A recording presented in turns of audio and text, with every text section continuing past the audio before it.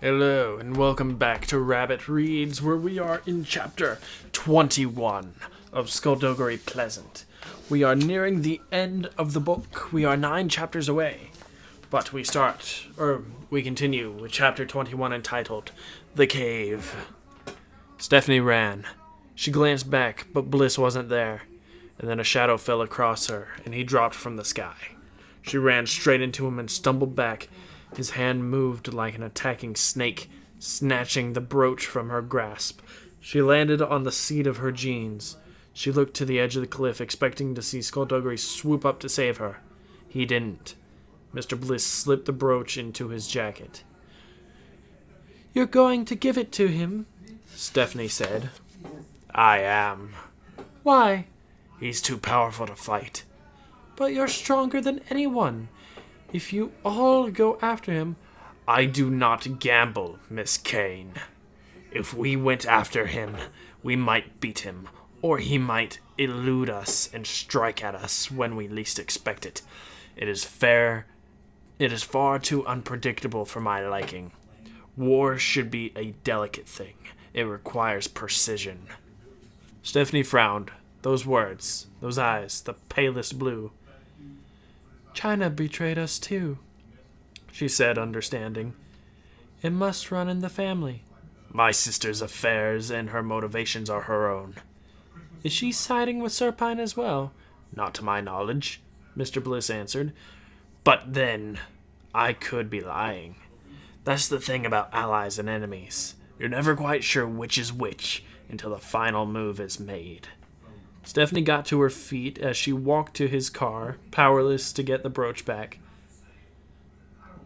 "We're going to stop him," she called out. "Do what you must," Mr. Bliss said without looking back. He got into his car, and without another glance at her, drove off, down the dirt road away from the Martello Tower, heading out of town. She watched the dust kick up in his wake, then hurried down the narrow path to the bottom of the cliff. "Please be all right," she repeated in her head. "Please be all right. Please be all right." When she finally reached the bottom of the path, she looked over at the rocks, terrified that she might see him there. A fall like that would have smashed his bones to pieces. He wasn't on the rocks. However, she turned her attention to the sea, just as Skulduggery's head broke the surface of the water. "Skulduggery!" she called out, relief sweeping through her. "Are you all right?" He didn't answer immediately. Instead, he kept rising straight up out of the sea until he was standing on the waves. "I'm fine," he said, curtly, walking to her. Stephanie had seen such peculiarities over the past few days that she was mildly surprised when anything struck her as odd anymore. But Skulduggery walking on water definitely struck her as odd. He bobbed up and down with the waves, but kept his balance perfectly, and when he stepped off the water onto the path, the vapor rose from his suit and dropped back into the sea. His clothes, she noticed, were undamaged by the fall. So that's why Serpine didn't send anyone after us," he said sourly. "He let us go so that we'd get the key, knowing he'd had someone on the inside to get the key from us. That's just cheating." "Do you know anyone who wouldn't betray you?" Stephanie asked as they started walking back up the path. "Hush now." "And thanks for letting me know that Mr. Bliss and China were brother and sister, by the way." "You're welcome." "If I had known that, I might have been able to warn you not to trust him." "I must admit, China's treachery didn't come as a surprise, but Mr. Bliss, he never does anything without due consideration." "I suppose he thought Serpine was the winning side." "Maybe." "So what do we do now? We can't let Serpine find the scepter. He'll be unstoppable." "What do you suggest?"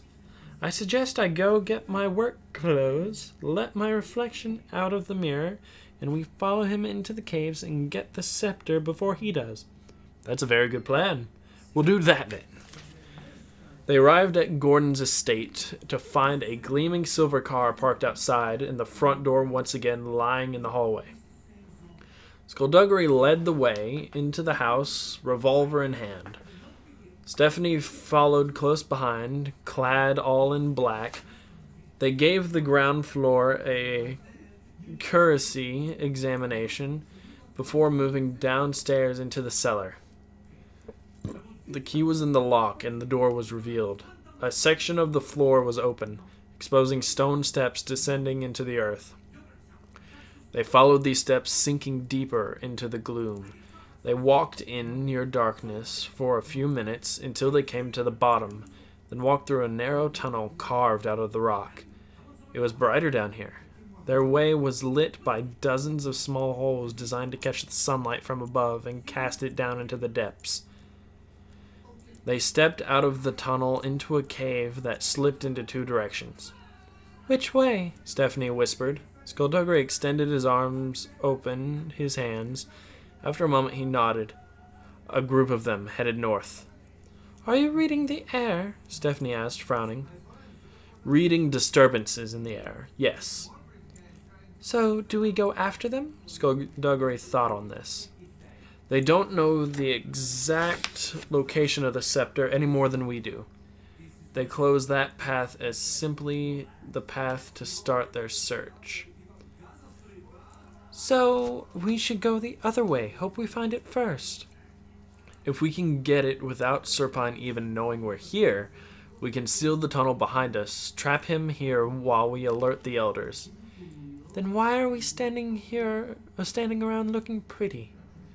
They took the path to their left, moving quickly but quietly. The cave system soon proved itself to be enormous, but Skulduggery assured her he could find the way back without a problem. Here and there, the pinpricks of sunlight opened up to the larger streams, which reflected off the rock walls and stabbed through the darkness. Strange plants and mushrooms grew, but Skulduggery warned her to stay away from them. Even the fungus was dangerous down here. They had been walking for 10 minutes when Stephanie saw something move ahead of them. She touched Skulduggery's arm and pointed, and they stepped back into the shadows to watch. The thing that lumbered into view was magnificent in its awfulness. Standing well over 2 meters tall, its chest was broad and its arms were long, the forearms hugely distorted by bulging muscles. Its hands were the size of dinner plates, tipped with claws built for ripping. Its face was dog-like in appearance, like a Doberman, and it had a dirty brown mane that ran from the back of its skull and joined the long matted hair on its shoulders. "What is it?" Stephanie whispered. "That, my dear Valkyrie, is what we call a monster." She looked at Skulduggery. "You don't know what it is, do you?" "I told you what it is. It's a horrible monster. Now shut up before it comes over here and eats us." They watched it disappear into an adjoining cave. "Let's not go that way." "Good plan," Skulduggery agreed, and they hurried forward. Their path took them to the scene of a cave-in, so they doubled back and took another route, moving into a long tunnel. Things scuttled in the shadows beside them and fluttered in the shadows above, but as long as those things didn't jump out and bite them, Stephanie was okay with it. Skulduggery crouched, pinched something off the ground, a dusty chocolate bar wrapper, or as he put it, a clue. Stephanie looked at him. "Gordon?" "We're on the right track." They set off again, scanning the ground for any further evidence that Gordon had passed this way. Unfortunately, less than 5 minutes later, Skulduggery stopped again and turned hand out, reading the air. "We're being followed," he whispered. Precisely the words Stephanie didn't want to hear. She looked back the way they had come. The tunnel was long and straight, and despite the gloom, she could see a fair distance. She saw no one behind them. "Are you sure?" Skulduggery didn't answer. He was holding both arms up. His left hand was reading the air too, and his right hand holding the gun. "We should back away now," he said. They started backwards. She could hear something now, something echoing up to them.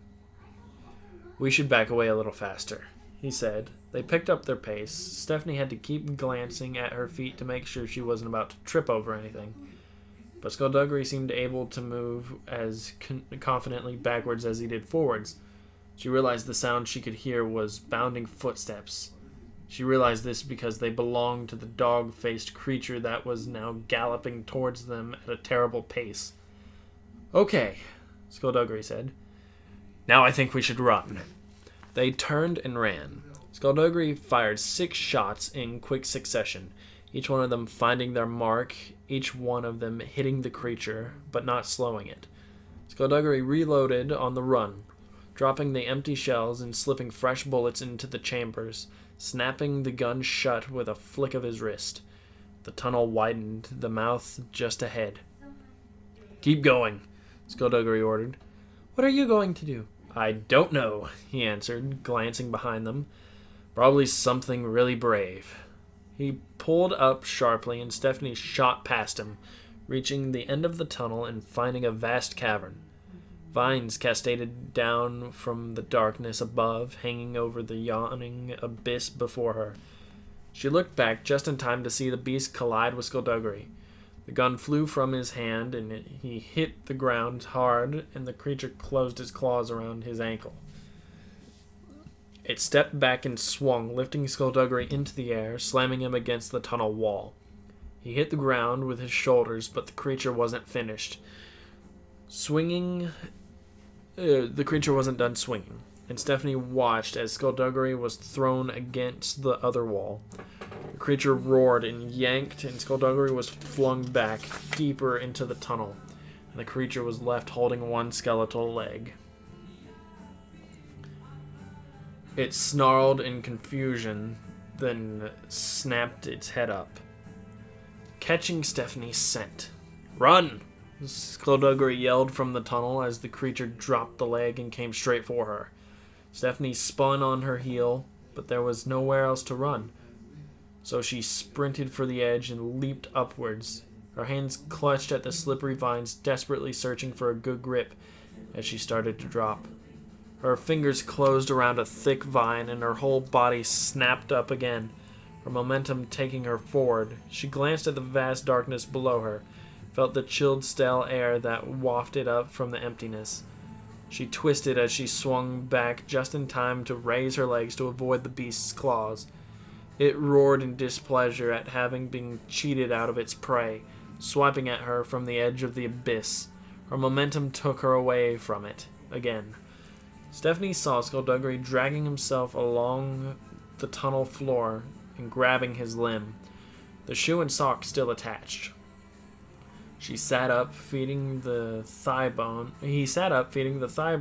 through his trousers until it met his hip, then twisted and tested it, bending it towards him. He snatched his gun from the ground beside him and got up, leaving the tunnel and moving up behind the creature as it continued to snarl and swipe at Stephanie. She was now just hanging there, swaying slightly on the vine, her heart no longer beating in her ears. She kept eye contact, tried to keep its attention on her, but the closer Skulduggery crept, the harder it became, until one kicked pebble caused the creature to turn. Skulduggery splayed his hands, but nothing happened. Stephanie remembered Mr. Bliss saying that there were creatures in these caves who fed on magic.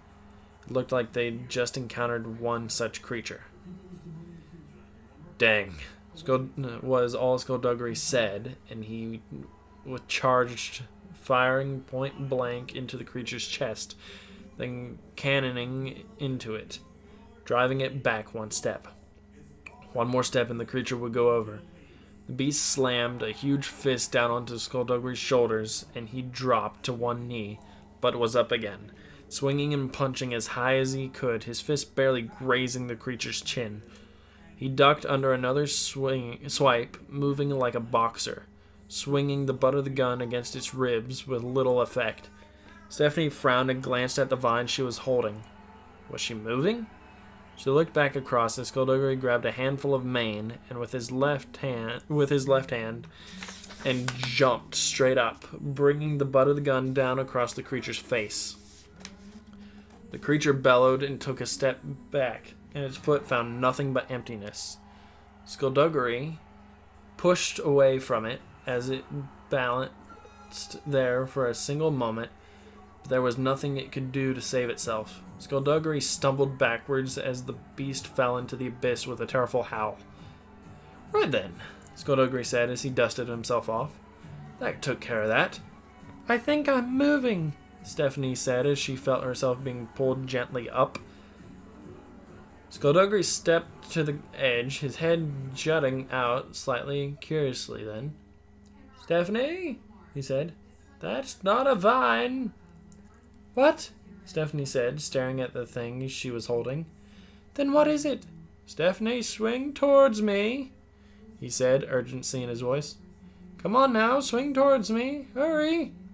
She kicked out, starting to swing forward and back, each arc bigger than the last, all the time being pulled gently upwards. "Let go," Skulduggery said, holding his arms out to catch her. She glanced below as she swung, remembering the beast's howl as it fell, wondering if it had hit the bottom yet. When she was at the peak of her next swing, she released her grip and was in the air, falling towards Skulduggery. But the vine snapped out like a whip, wrapping itself around her wrist and yanking her back painfully. Skulduggery made a grab for her, but missed, and Stephanie was speeding upwards. "Help me!" she screamed, feeling like her arm was about to be yanked from its socket. She heard Skulduggery curse, but she was moving too fast, and there was nothing she could do to stop herself being pulled up, and Skulduggery could only watch her vanish into the darkness above. Well, that is definitely not what you want to happen in such an occasion. But, that's the kind of stuff you have to battle within the cave of Gordon's estate, apparently. But we will see what happens to them next time. Until then, thank all of you so much for listening to this one. If you liked it, you know what to do. Keep things crazy, and I'll see all of you in the next one.